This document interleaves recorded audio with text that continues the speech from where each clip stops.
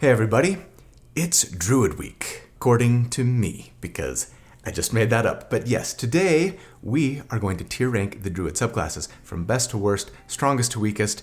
You think you know who's S tier and who's D? Come see if our opinions match up. Welcome to D4.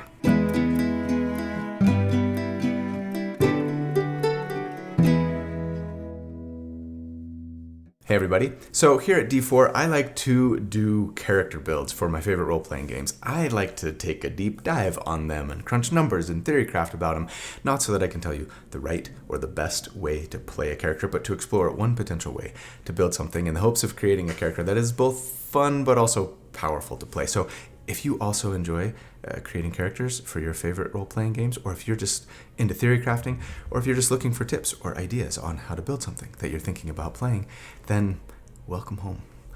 This is where you belong, and it really is, and I'm really glad you're here watching, so thanks. And my name's Colby.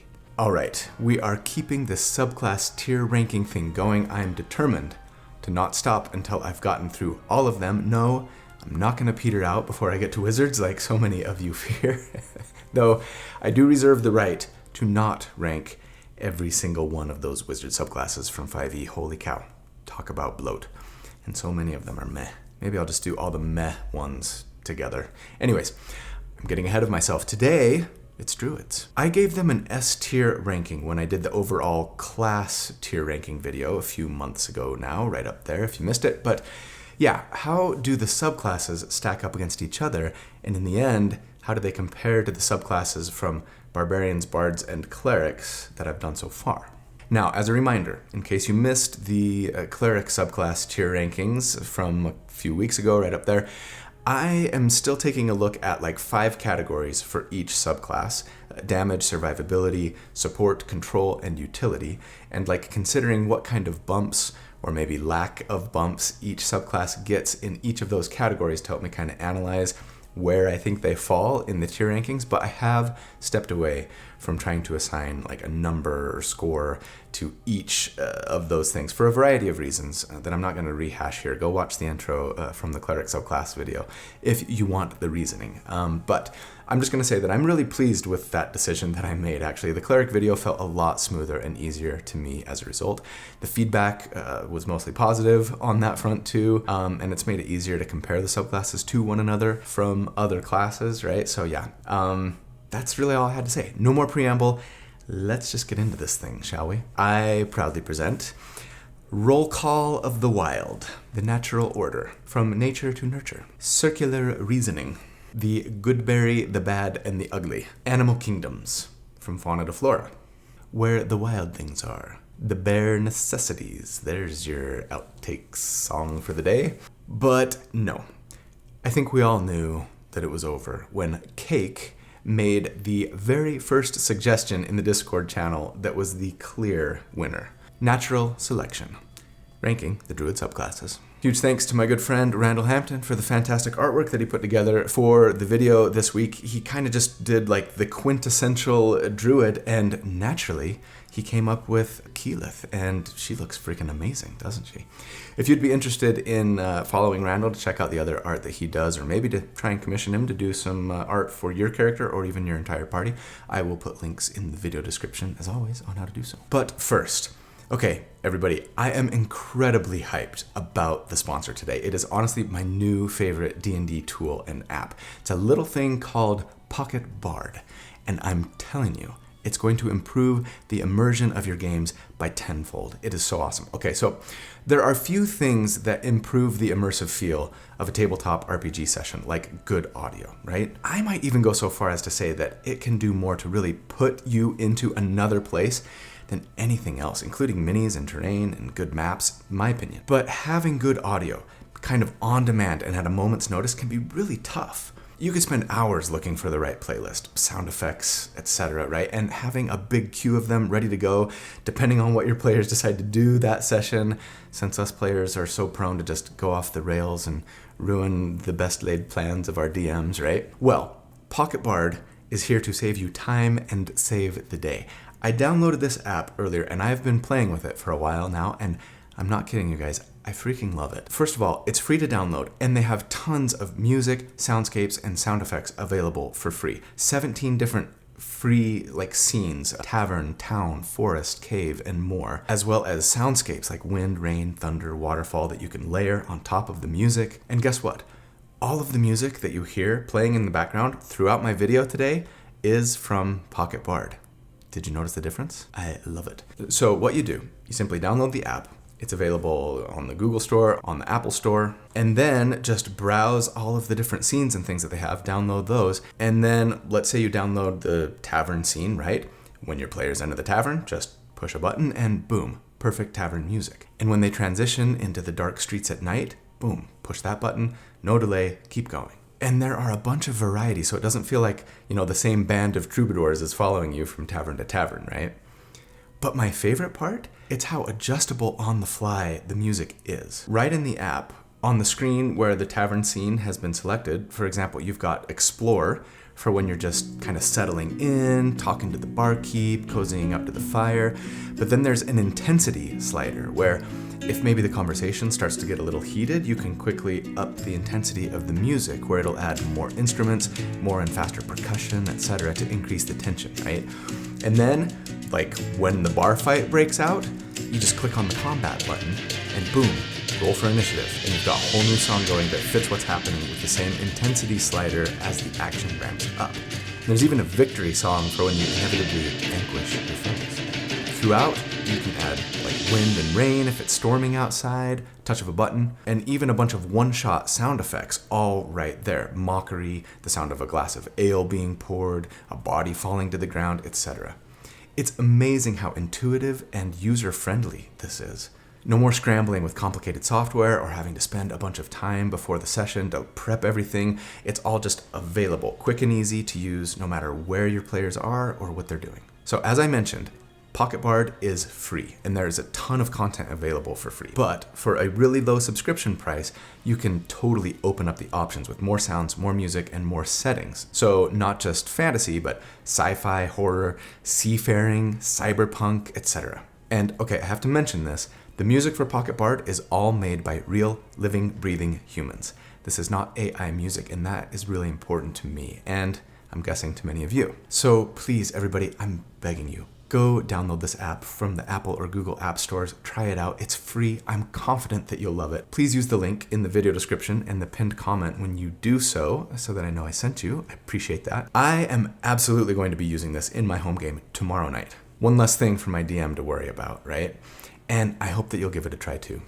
I really want this app to thrive. So huge thanks to the team over at Pocket Bard. You all have created a masterpiece here, and I really appreciate the support. All right. Let's get back to the rankings. All right, first up, that subclass that, if I'm being honest, I probably think about the least when it comes to Druid subclasses. Maybe second to least. Why is that? They're pretty dang good, honestly. I just need to do more healer builds, don't I? Anyways, yes, we're talking about the Circle of Dreams. So, for damage, Dream Druids get nothing, really. Maybe that's why I don't think about them that often. Let's move on. For survivability, there are a couple of nice things. Balm of the Summer Court, right at level 3, gives you a pool of d6s equal to your Druid level that you can use to heal with a bonus action, plus 1 temporary hit point per d6 spent, which you could use to heal yourself or an ally. So let's count that towards survivability. And that's some really solid healing and temporary hit points. Hidden Paths at level 10 could help Dream Druids stay alive as well. It lets you teleport up to 60 feet away as a bonus action, wisdom modifier times per day, which sure could help you get away from a baddie who's trying to kill you. As for support, the only support features for Dream's Druids are the same things that benefit their survivability. The extra healing and temporary hit points from the Balm of Summer Court. And also, you can let your ally teleport instead of teleporting yourself with Hidden Paths, though they sadly only get to teleport 30 feet instead of the 60 feet that you get. And it takes our action to move them instead of our bonus action to teleport ourselves. Though that's pretty cool that the ally doesn't have to spend any resources here to get teleported, right? As for control, there's really nothing to speak of, so moving on to utility. I consider the teleporting from hidden paths to be a utility bump since it can let us get to like an otherwise hard or impossible to reach place. And then there's their level 6 feature, Hearth of Moonlight and Shadow. This basically creates a 30-foot radius sphere that will help you and your allies stay hidden during like a short or long rest, even increasing everyone's stealth and perception checks while inside. It's not quite as good as, say, like Tiny Hut, in my opinion, but it will make resting, especially like in dungeons and other dangerous places, a little safer. Then there's their level 14 feature, Walker in Dreams, which lets you once per day cast Dream, Scrying, or Teleportation Circle when you finish a short rest. And the version of Teleportation Circle is particularly fun and unique in that it actually just teleports you and your party to the last place you took a long rest, as long as it was on the same plane of existence. That could seriously come in handy in certain situations. But yeah, sure, as cool as this feature is, you might not find yourself needing any of those spells all that often in the life of a campaign, and it comes on pretty late, right? But some really nice utility if you can get there and when you do need it. So for the rank of a Dreams Druid, I think I gotta go B. Druids are already great supports, but Dreams Druids are even better. That pool of d6s and temporary hit points scales really nicely with Druid levels, and the fact that you can use it with your bonus action from a whopping 120 feet away, and since it's not considered casting a spell, it would allow you to heal and still cast a spell with your action. Heck, maybe even a heal spell if you really needed to do some big triage on like one or more party members, right? And teleporting an ally with your action is really great too. Not something that we see a lot of outside of Vortex Warp or other like high level spells. And again, that's not considered casting a spell either, so some fun utility. But yeah, there's nothing in the damage or control departments. So I'm thinking B, really nice for support, survivability, solid utility bumps, but not a lot else, so kind of feels middle of the road to me. But I am thinking I need my next support healer build to be a Dreams Druid. But you know who my favorite supports are? My channel members and patrons. Let me just give them a quick shout out if you don't mind. You guys, thank you so much for your support. I couldn't do what I do without you. And I love my job. So thanks for letting it be my job. If you're not a channel member or a patron, I would sure love it if you'd consider becoming one. There's a little button down there. It says join. If you click on it, or look in the video description for links to like my Patreon, it'll tell you about all of the potential perks you could get by being a member or a patron. Those perks include access to the library of write-ups that I do for all of my character builds so that you could recreate them yourself a lot more easily, access to the community Discord server, and access to the live monthly Q&A hangout sessions that we have. I give all of my perks to all of my patrons and members regardless of the level they sign up for, just as long as they're at silver or higher, and that's a couple bucks a month. And I just ask that you pay, what you think it's worth and what you feel you can afford. But if you don't want to support the channel in this way for whatever reason or don't feel like you can, that's fine, really. Watching, liking, subscribing, these are great ways to support the channel too, so thank you for doing any or all of those things. Next up, what Wizards of the Coast thinks of as the quintessential druid, the very versatile Circle of the Land. When it comes to damage, land druids can potentially get some lift from their circle spells, but this is something that we need to discuss. So unlike in the old 5e, right, in 5.5, land druids can now swap out which type of land or like environment they're attuned to after just a long rest, meaning they can potentially get access to a huge number of additional spells, just not all of them at the same time, right? So sure, they could get Fireball by attuning to arid land, or Cone of Cold with polar land, Lightning Bolt with temperate, etc. And I kind of forget sometimes that land druids can get these really nice AoE burst damage spells that druids don't often get too many of, right? But anyways, as a result of this feature, there are basically going to be potential bumps to not just damage, but survivability, support, control, and utility too. But of course, I kind of have to temper how much of a lift we would see in any of the categories because we can't have all of the spells all the time, right? The versatility is great, but yeah, we're always going to be giving up one thing to get more of something else with these spell lists. So I got to take the opportunity cost into consideration here. Beyond that, their other third level feature, Land's Aid, lets us spend our wild shape to both heal, but also do a little bit of damage in a 10-foot radius sphere. I'm not quite sure which category to bump from their level 6 feature, Nature's Recovery. It lets you cast a circle spell without spending a spell slot once per day, and regain spent spell slots after a short rest once per day. So similar to the Wizard's Arcane Recovery. And this is just sort of great for everything. So I suppose it would mean a potential small lift to all 5 categories. Again, depending on which spell you're casting and what you want to do with those recovered spell slots, right? As for survivability, in addition to the lift from circle spells and more spell slots, that Land's Aid feature can potentially heal us. It's not much, it's only 2d6 when you first get the ability, and we can only choose one creature to benefit from it, but it's not nothing. The level 10 Nature's Ward feature gives immunity to the poisoned condition. That's nice. Not poison damage, but still good. And then you also get resistance to one damage type, depending on what land you're attuned to. A nice little bump to survivability there, though. If you don't know what you'll be facing, it's just sort of a happy accident when you benefit from that resistance, right? Nature's Sanctuary at level 14 summons spectral trees in a 15-foot cube that can give you and your allies half cover while inside, so that's a +2 to armor class.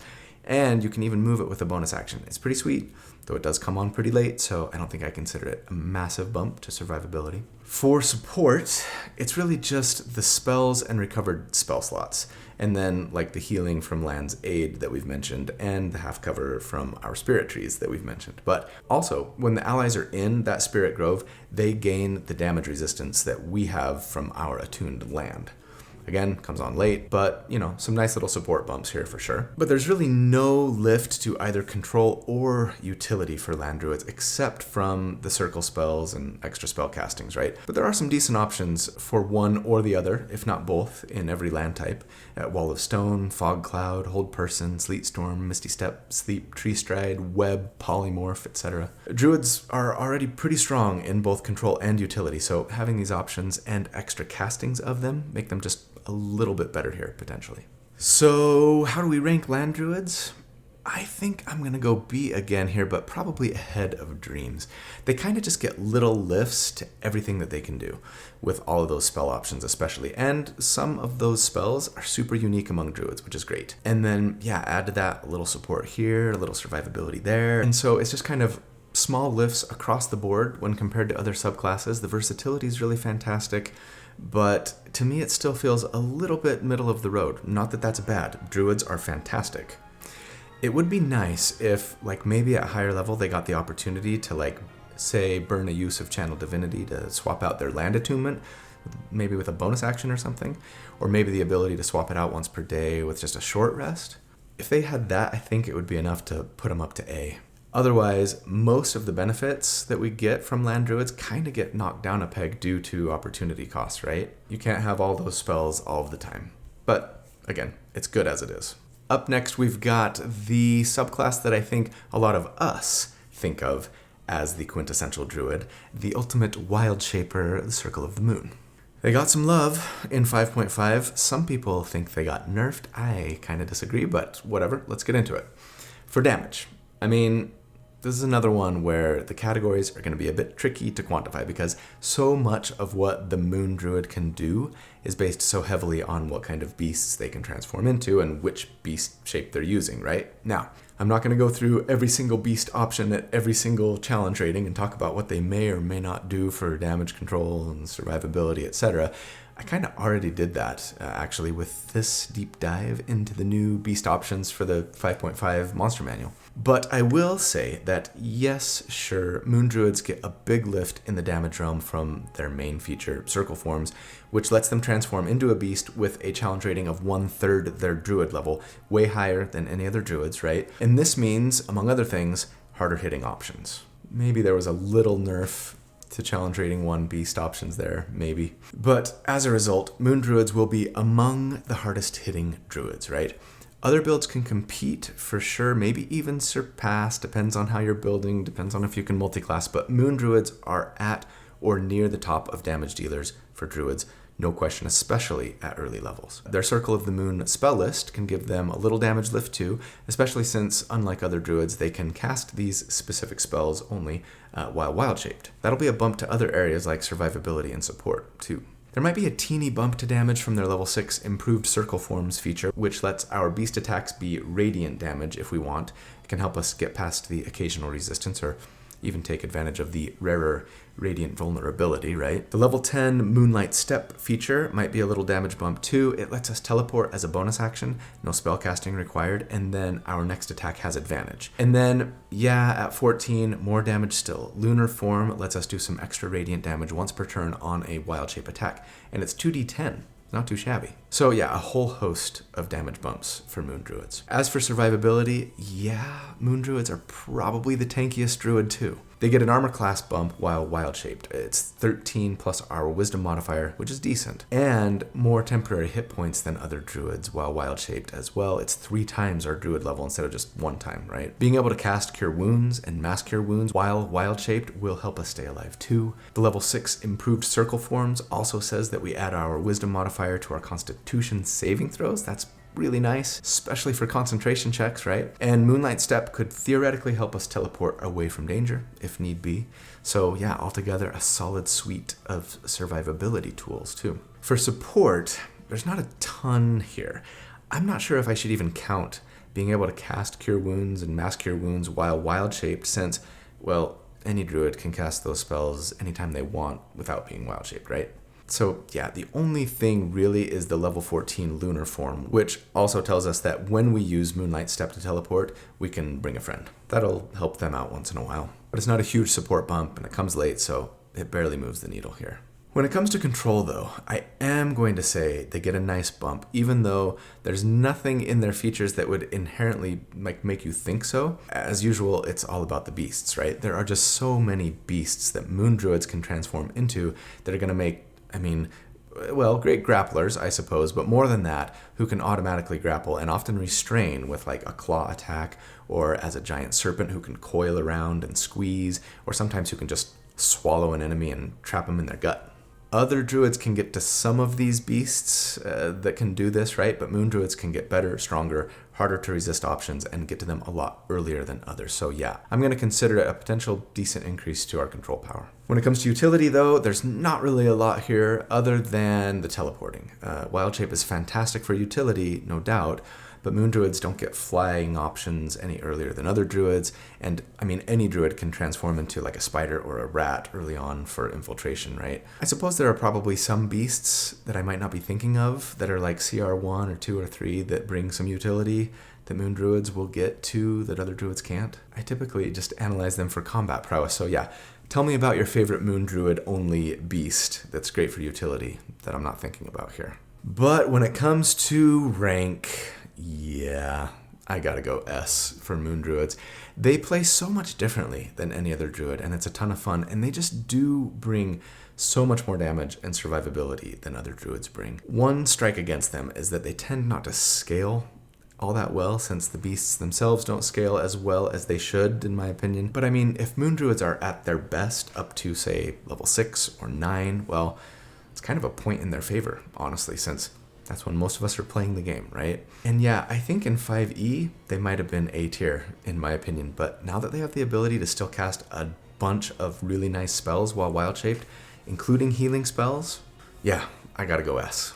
Alright, up next, the only official new subclass we've been given for Druids in 5.5 to date, the Sea Druid. My initial reaction to what was officially released for Sea Druids was a little bit meh, if I'm being honest. I think a lot of us had that reaction. They kind of got nerfed from like the 1D&D Unearthed Arcana version, right? But then I built a couple, and I played one in a game, and my opinion changed pretty significantly, so let's dive in, pun intended. For damage, Sea Druids get a little love from their spell list, Lightning Bolt being the standout spell option there for damage. And then there's some love from their kind of main feature, Wrath of the Sea, that they get at level 3, which lets you burn a wild shape use to emanate an area around you that you can use to do some cold damage and potentially push an enemy. I don't love the Constitution save that it requires, right? And I don't love that there's no like half damage on a save or anything either, but it's still a decent feature that can be fun to build around, especially if you're pushing enemies into like damage or control area spells. of which druids have plenty. And the damage does scale with your wisdom modifier, and it gets bigger with more druid levels, so yeah, it's nice. So yeah, it'll give a decent bump to damage. Survivability-wise, all we really get is the level 10 Stormborn feature that gives us resistance to cold, lightning, and thunder damage. That's pretty nice, but also fairly late for most characters, right? I guess the push away that you can do with Wrath of the Sea could help you stay safe from baddies, especially if they're melee and you'd like to run away, but you don't want to take an opportunity attack, right? So sure, I'll let it give them a little lift. Support-wise, we get even less, honestly. The level 14 feature Oceanic Gift lets us put our Wrath of the Sea emanation around an ally instead of, or maybe in addition to, ourselves, which can help them in all the ways that it can help us.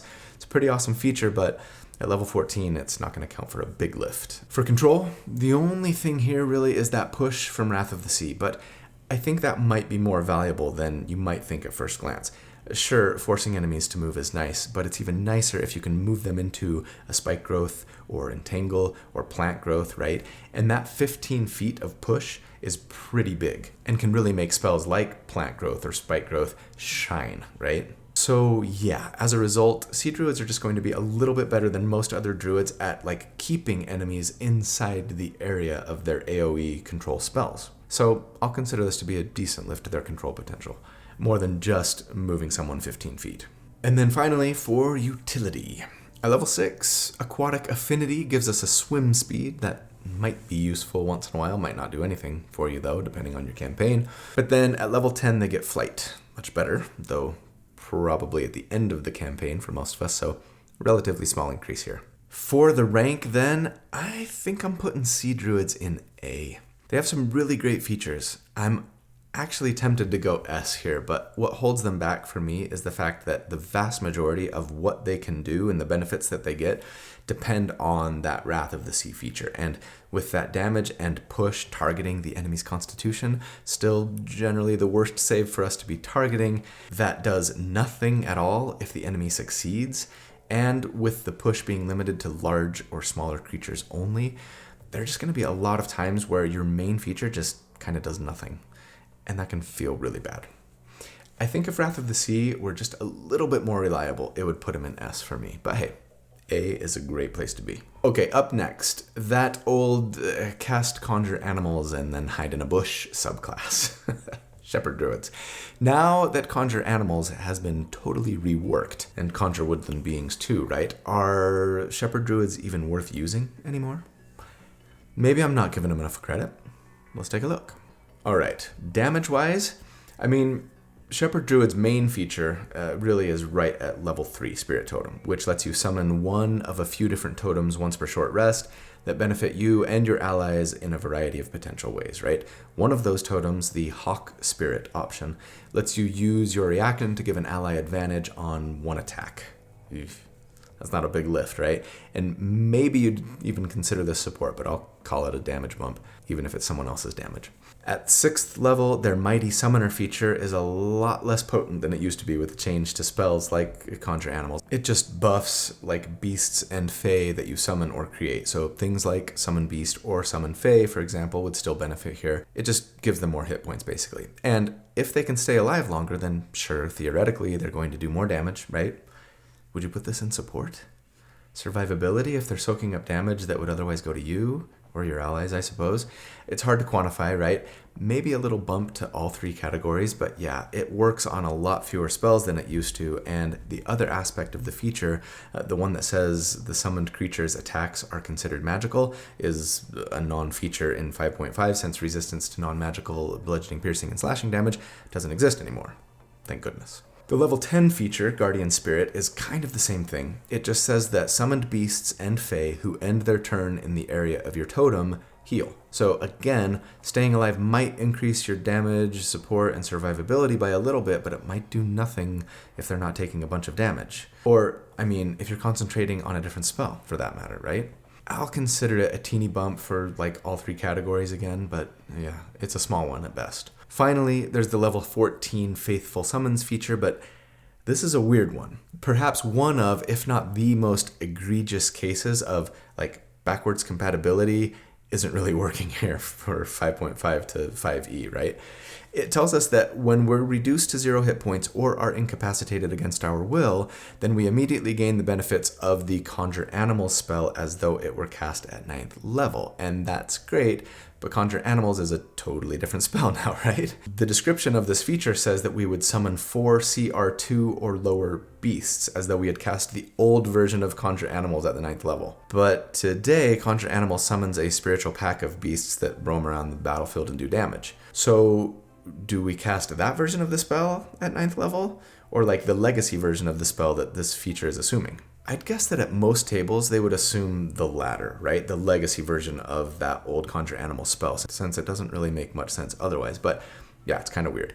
Either way, it's going to potentially increase your damage, and if it's actually summoning beasts, then maybe your support and survivability as well, for the same reasons that I've already mentioned. The beasts even last for an hour, and they don't require concentration, and would benefit from most of your other features, so it's pretty great, but at level 14, it would only be a slight bump, I think. For survivability, other than the things that we've discussed with the benefits to our summoned beasts and fae, the Bear Spirit Totem option gives us and our allies some decent temporary hit points, 5 plus our Druid level, plus advantage on strength saves, which might come in handy. And so yeah, that'll benefit both survivability and support. And there's nothing else to speak of in the support area beyond what we've already discussed, other than the fact that every Spirit Totem option is going to give you and allies advantage on like different checks and rolls. Strength saves and checks for Bear, perception checks for Hawk, the ability to detect creatures for the Unicorn Spirit Totem. And then also for Unicorn, whenever you cast a heal spell, everyone inside the aura's area heals for hit points equal to your Druid level. That's pretty nice. For utility, I'd consider the bump to checks from your totem as being a utility bump, but it's hard to imagine burning like your once per short rest totem just to give advantage on a strength check or a perception check to me. Beyond that, your level 3 ribbon feature, Speech of the Woods, teaches you the Sylvan language and basically lets you communicate with beasts, which can be useful, though it doesn't let you control them or even make them your friends or anything. So, where do we rank Shepherd Druids? Yeah, I think I gotta go D. I mean, despite the big change to Conjure Animals and Conjure Woodland Beings, there are still plenty of summoned beasts and fae that might benefit from your Shepherd Druid features, but I do kind of hate that they're sort of pigeonholed into concentrating on one of those spells in order to take advantage of a lot of their subclass features. If you're concentrating on Moonlight or some control spell or something, right, you're almost a non-subclass outside of your totems. And those totems are okay, but nothing crazy powerful. Mostly support buffs, which is nice, but yeah, Shepherd Druids, they just feel really one-sided to me. And as a result, and with the, big change, nerf, arguably, right, to Conjure Animals especially, it's going to leave them in a below power place compared to other Druids. They're still solid because Druids are amazing, but yeah, probably the weakest official subclass currently, in my opinion. Up next, my favorite subclass to pair with my favorite class, the Monk. Only the extra damage didn't so easily go away. Yes, we're talking about that myconid-loving friend to the fungi, the Spores Druid. Spores Druids get a lot of damage love. A little bit, potentially, from their circle spells. Animate Dead might add to your damage, Blight, Cloud Kill. But then their 2 level 3 features show up in damage as well. Halo of Spores is the lesser of these. It lets us do a little damage to enemies who get too close to us, but it requires our reaction, is only a d4, maybe 2d4, and targets their constitution, and doesn't do half on a save, so it's a pretty minor bump. It's not a great ability. It scales a little bit with Druid level 2, but it's still not great. Symbiotic Entity is the real star here, letting us burn a wild shape use to add 4 temporary hit points to us per Druid level. It's really nice for survivability too, right? And add a d6 of damage to all of our melee weapon attacks. Oh, and yeah, bumps Halo of Spores to 2d4. The problem here, of course, is that we don't get extra attack. So it's not a ton of extra damage without multi-classing or maybe spending some feats in order to get ourselves more attacks, right? But the problem is you're sort of punished for multi-classing as well, since that extra damage goes away if you lose those temporary hit points, right? And you only get more temporary hit points when you take more Druid levels. So it's a bit of a conundrum here. I think if you have to go straight class with Spores Druid, the best route would be to go 2-weapon fighting, maybe grab Polearm Master so that you can at least get a couple of attacks in per turn. Maybe eventually grab like weapon masteries with a feat and dual wielding, right? So you could then get 3 attacks on your turn. That's a heavy investment, right? Like so many problems, solved with just a single level of fighter. But yeah, Spores Druid Gish is now going on my to-do list. No monk levels.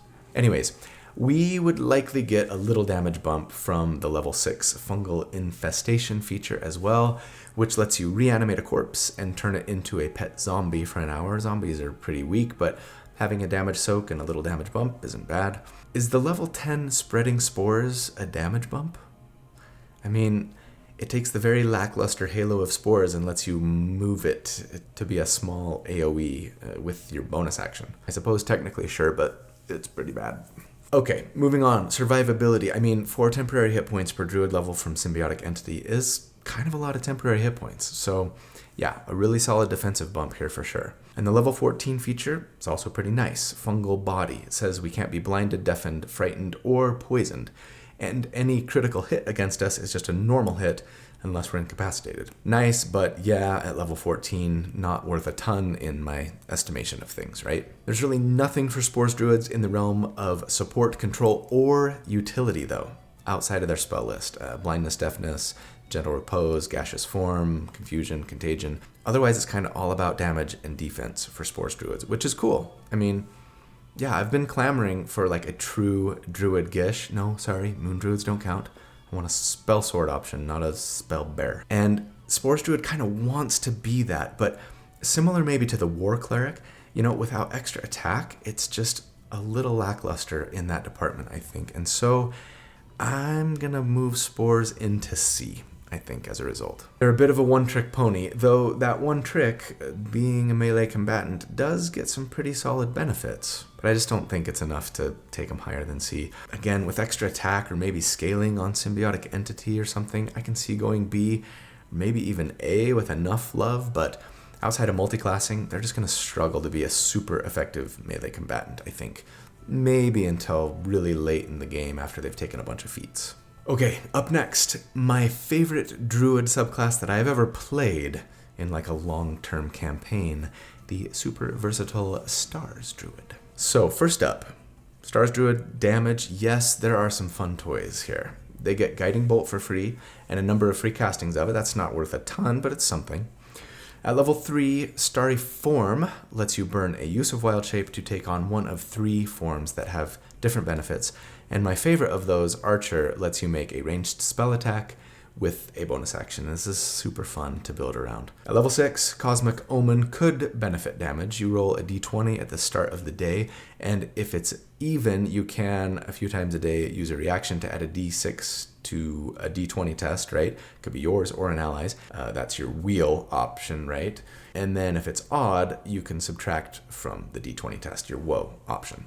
So this could make an attack land that wouldn't have landed, or make an enemy fail a saving throw that they otherwise would have succeeded, and that could potentially increase damage for you or an ally.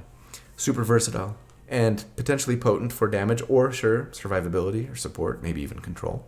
Maybe even utility, I guess, though I might die a little inside if I saw someone use this on like an investigation check, unless it was the most important investigation check ever, right? Finally, for damage, at level 10, Twinkling Constellations lets your Archer form do a little more damage. Nice little suite of bumps here. For survivability, first off, one of the Starry forms, Chalice, lets you heal a d8 plus Wisdom modifier anytime you cast a healing spell, and that extra healing can be to someone else or to yourself. So it's good for survivability or support, right? The Dragon form lets you treat any roll of a 9 or lower as a 10 for your concentration checks. I guess I'll call that survivability, though of course it depends on what you're concentrating on, right? It bumps our defenses anyways. It also does the same thing for our intelligence and wisdom checks, so it's nice for utility too. Then yeah, Cosmic Omen might help out our defense and our support for that matter, if we're, say, causing an enemy's attacks to miss us or a friend via woe, right? At level 10, Twinkling Constellations also boosts our healing in Chalice form, so great for support. My favorite thing about that feature, though, is the fact that it lets you change which starry form you're using at the beginning of every turn. No action required, and that is just some sweet versatility that would let you do extra healing when you needed to heal, extra damage when you needed to attack, and extra utility when you needed that, right? Level 10 Stars Druids are peak. Finally, their level 14 feature, Full of Stars, gives resistance to bludgeoning, piercing, and slashing damage. Very nice, but comes on pretty late, so I gotta take that into consideration. When it comes to support, we've pretty much mentioned everything already. Extra heals, potentially, Wheel and Woe, etc. But yeah, strong stuff for sure. The only real buff to control would be from Woe, where you're potentially reducing an enemy's save against some control spell or ability, right? But yeah, that's potentially really, really good, and is probably what you should mostly save your Woe dice for if you've got Woe active that day, right? Depending, of course, on what you or your allies might be casting to control enemies, I suppose. Subtracting a d6 from enemies' saving throws, really nice. Finally, for utility, we've got the Dragon Form stuff, which, by the way, gets a big bump at level 10 from Twinkling Constellations, free flight with hover.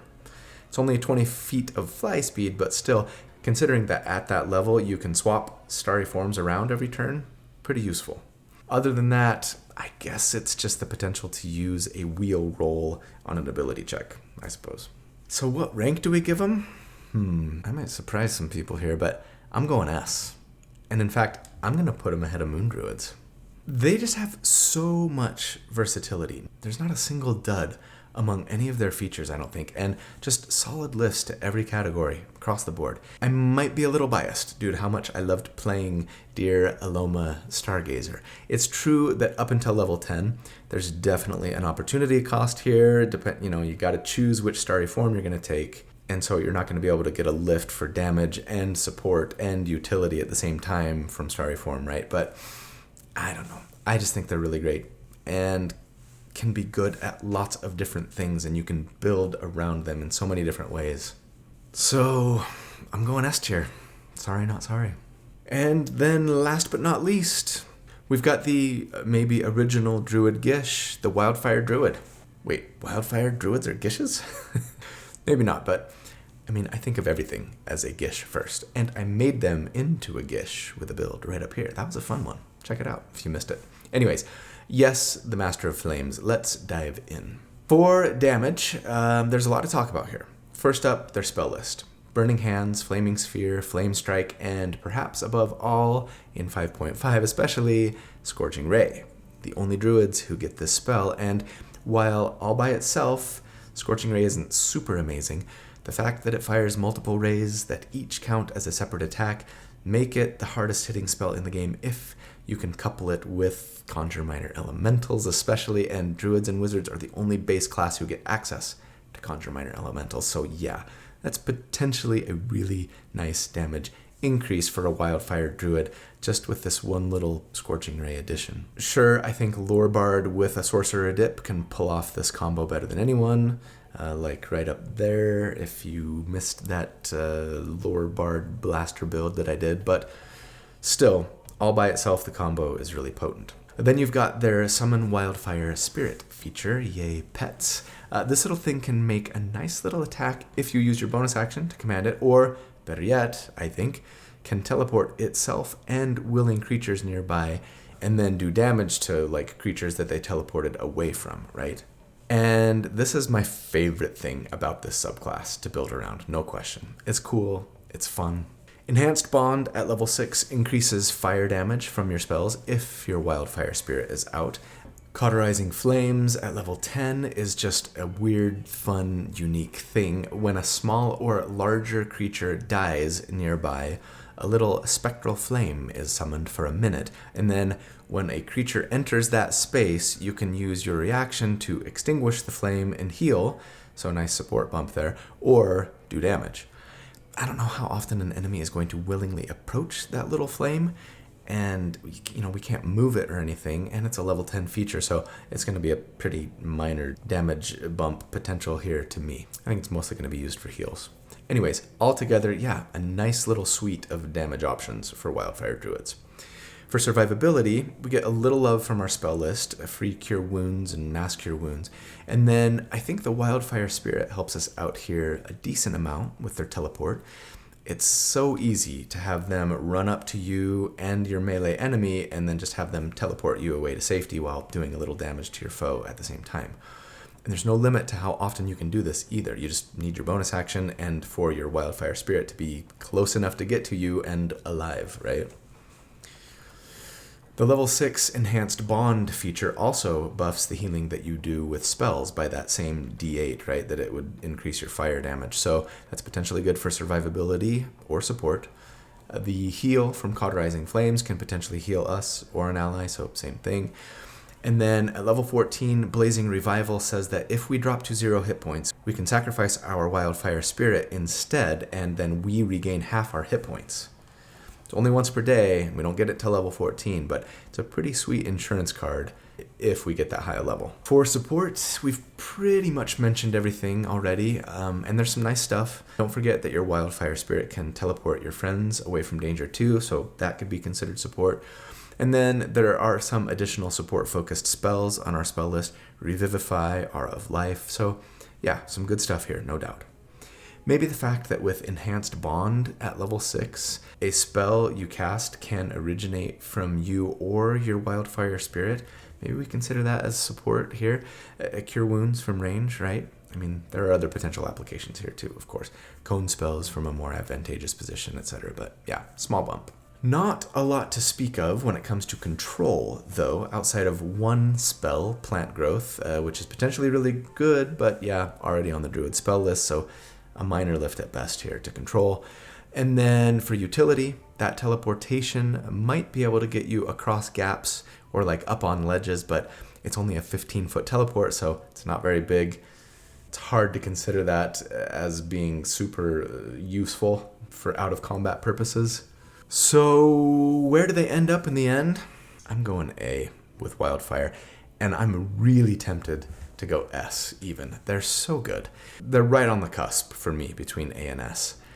And I might be persuaded with just like a bribe of a bag of peanut M&Ms or something. If fun to play were a category, they'd be S for sure. So versatile, so fun, so unique. But yeah, while that Conjure Minor Elemental's Scorching Ray combo is great, it isn't amazing until high level, right? You've got to take an action to cast Conjure Minor Elementals first, then you don't start firing until round 2, and the scaling on Conjure Minor Elementals doesn't go crazy until your 9th level and beyond, which a lot of us might not ever even see, or maybe just kind of at the end of the campaign. So yeah, it's a damage lift, but it's not insane damage until you get into high level. So yeah, I'm going to leave them at A, but it's pretty close for me. And so that's the final list. After all those cleric subclasses, only having to do 8 druids feels like easy. I'm feeling pretty good about how we ended up. When I first started ranking everything, it ended up pretty top heavy. I had like 3 A's, 3 B's, only 1 C and no D's.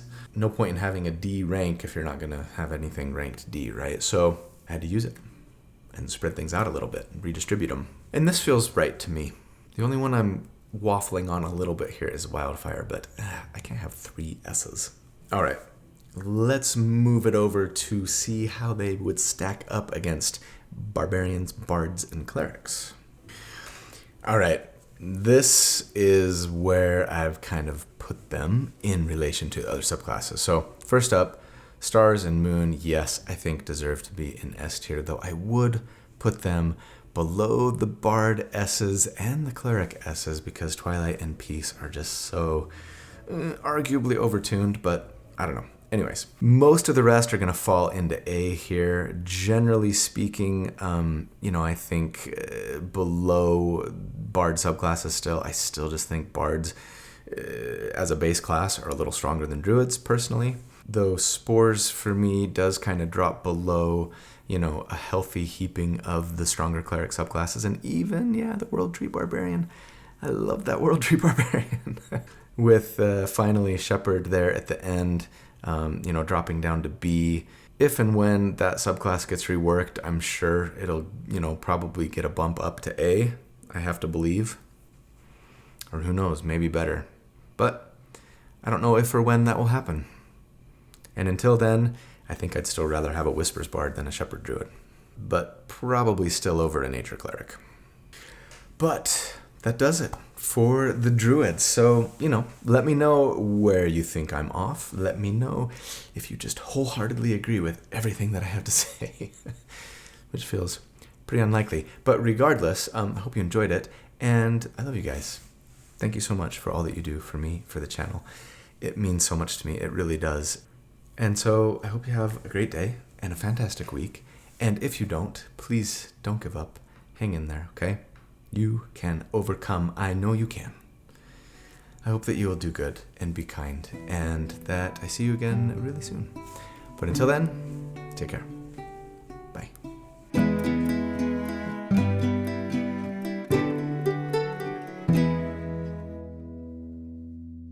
Look for the bare necessities, the simple bare necessities. Forget about your worries and your strife. I mean the bare necessities, old Mother Nature's recipes that bring the bare necessities of life. Wherever I wander, wherever I roam, I couldn't be fonder of my big home. There are so many great songs from those classic Disney movies. Seriously. Like, Robin Hood's my favorite, but there's a lot of good ones in Jungle Book, too. Aristocats, there's just some good stuff. Admittedly, lots of problematic ones as well. To modern-day sensibilities, but yeah, anyways. I love myself some Baloo. Oh, gosh, what's her name? Keelith. And,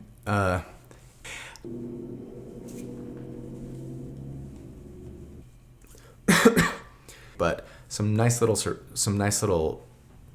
yeah, it's pretty, so yeah, it'll give a little bump to, so, but, oops, hi, I'm not going to go through, it's hard to,